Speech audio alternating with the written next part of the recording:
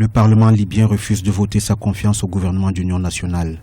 Pour la deuxième fois en moins d'un an, l'Assemblée de Tobruk rejette le gouvernement formé sous l'égide de l'ONU.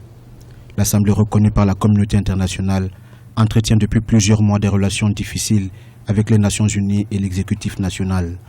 Installés à Tobruk à l'est du pays depuis l'été 2014, les parlementaires n'ont pas réussi à voter leur confiance aux gouvernements respectifs.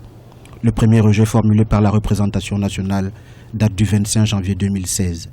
Les statuts exigent, quand il y a une réunion parlementaire, dans tous les pays, mais en particulier en Libye, que l'ordre du jour soit arrêté par le bureau avant la réunion.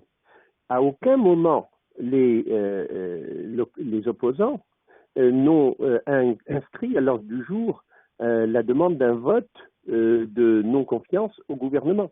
Donc ce n'était pas à l'ordre du jour. Cela donne l'impression que l'unité nationale libyenne n'est pas facile à réaliser et qu'elle est peut-être même en danger. Et ceci n'est pas vrai.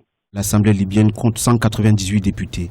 Sur les 101 parlementaires présents, 61 en plus du président Aguila Saleh ont voté contre la motion de confiance. Un seul député s'est exprimé en faveur de l'actuel gouvernement formé en mars 2016 et 39 ont manifesté leur neutralité.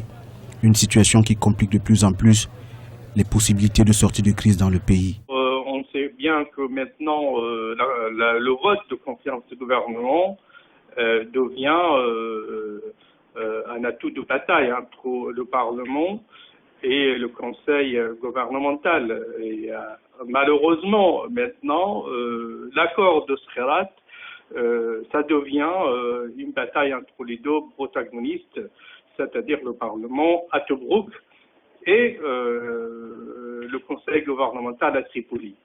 Et le vrai bataille maintenant, c'est sur le contrôle des champs de pétrole et des ports de pétroliers à la croissance pétrolière libyenne. Donc, malheureusement, pour les prochains jours, s'il n'y a pas d'intervention de la part de la communauté internationale pour calmer les deux camps, ce sera un conflit armé au bout de contrôler la richesse pétrolière du pays.